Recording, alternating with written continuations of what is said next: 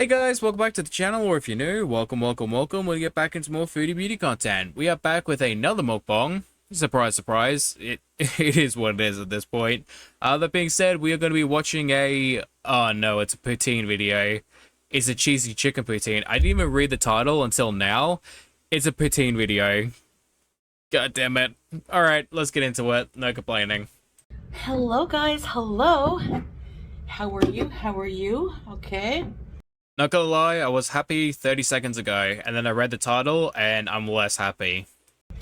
Today I was craving a sizzler again that I had not long ago there. I mean, another surprise. She's craving food. Who would have thought? Pickle juice shot and orange soda. I don't have any diet soda left. I gotta make an order today or tomorrow, depending. Bismillah. Let's have the pickle juice shot first. We're not even a full minute in and I want to tap out. Yeah, so I made like my own, but it's not really. There's no sizzling. There's no beef, prawns. It's just chicken, like chicken puts in basically. Or chicken disco fries, whatever. Well, at least you got some broccoli there. If Amber the nutritionist has taught me anything, it's that broccoli cancels out any bad food. So, and some broccoli though. So it's cheese, chicken, broccoli, and my homemade gravy. And let's not forget the potato. A person commented, can you do a creepypasta? And creepypasta used to be, I would make a pasta dish or eat pasta and tell a creepy story. Now She's on a health journey, and she can't really do that because, you know, the plate in front of her really just shows you how far she's come. Also, I hope she's not referring to real-life stories while she's eating pasta as a creepy pasta, because often real creepy pastas are fake, like, AI-generated stories or made-up stories from people. Like, they're not real, they have nothing to do with real-life events. I was rewatching a creepy story that I love, one of my favorites. And I think I told this story a long time ago in a creepypasta, I'm not sure. But it would have been long ago and I have a newer audience. Now these are not very popular videos of mine, but I thought they're fun to do anyway. So I thought I'd tell you a creepy haunted Hollywood story. If you remember it and it's a rerun, I apologize. Do you guys remember, or have you guys ever heard of, if you're from California, there's a comedy club called the Comedy Store in Hollywood. Nope, never heard of it. Now, it became the Comedy Store in the early 70s. And it was very popular. Again, I really hope these stories are not real, because if they are, like, Foodie, this is definitely not the right way to go about it. Most prominent comedians today have got their start at this Comedy Store club, and a lot of them still entertain today.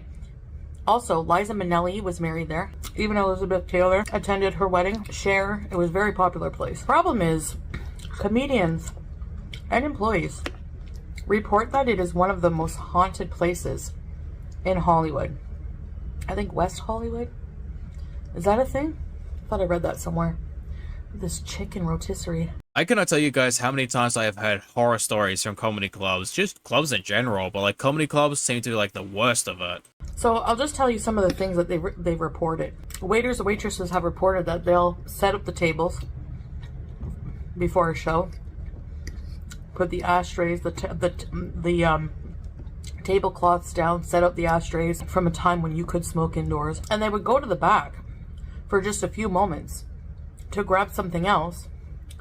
And when they would go back into the room after setting everything up, they would find that everything was back in its normal place. I mean, it's a comedy club. Like, most people, including the staff, would probably be high as kites. Like, they probably thought they put everything out, and then they realized, oh shit, I didn't, so we have to come up with a story. The ashtrays were stacked back up. Everything was back where it was before they set up the tables. Like, I would quit that day. Not because it's haunted, it's because she has to do more work. Not only because of a ghost, but because, like, if there's a ghost undoing all of the hard work that you just paid me for, I goddamn knew it.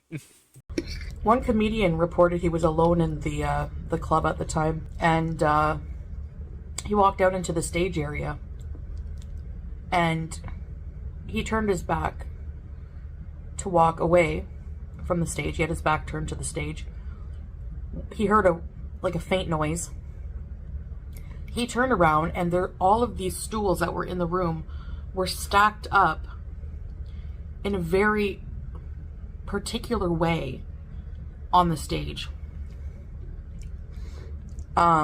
Terrifying.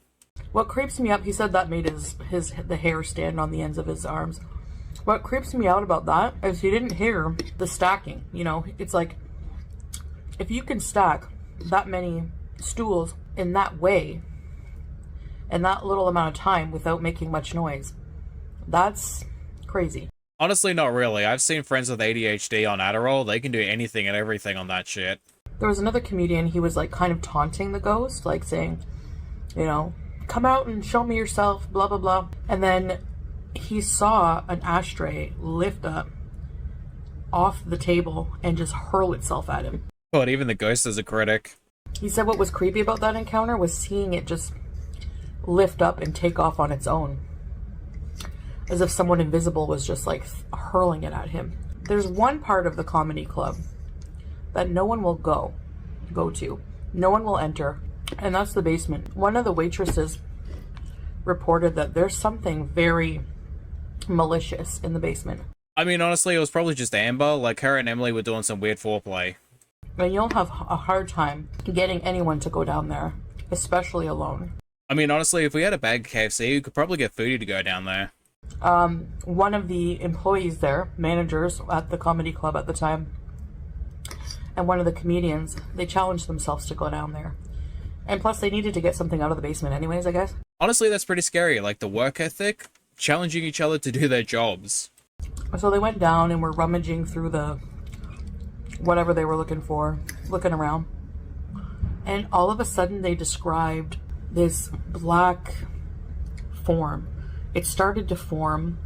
It started at the ground low, like a black, almost like a puddle.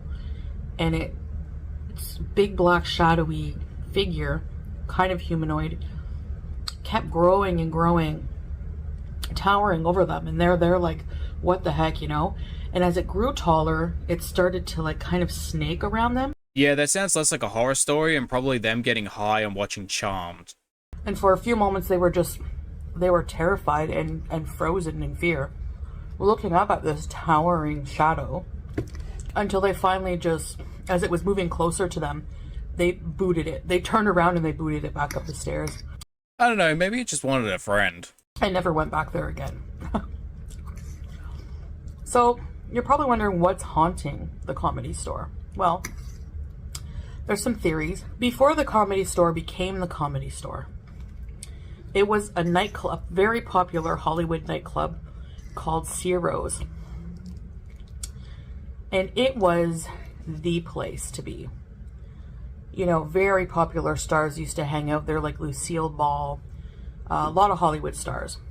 And also, when something was very popular at that time in the 1930s, 1940s, the mafia is usually involved. There was also a lot of, when there's the mafia involved, there's a lot of violence. True, but like nightclubs in general also just have a lot of violence. So rumor has it that some unfortunate souls, victims of the mafia, met their demise there.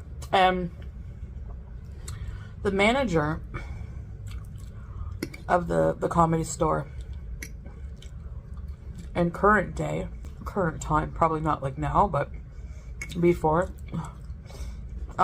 claimed that one time he was on the phone in his office at night, and he was on the phone, and all of a sudden he sees this figure who's dressed like a mafia boss from the 1940s just walk into his one of the offices, just past his office and into another office. So he told the person on the phone, hang on, and he ran out into the hall and into the next office where there was a lady sitting, and he said, did somebody walk in your office? And she said no. And he said that the person was kind of see-through. You know how they claim that ghosts are very ethereal, not full, not fully, they're kind of see-through. So again, just a lot of people very blazed out of their minds. You know, he said it's never somebody looking like they're from the 80s or, like a flower child. It's always somebody dressed like they're from that era, the older era, the 40s. It was actually one of my favorite episodes of Unsolved Mysteries.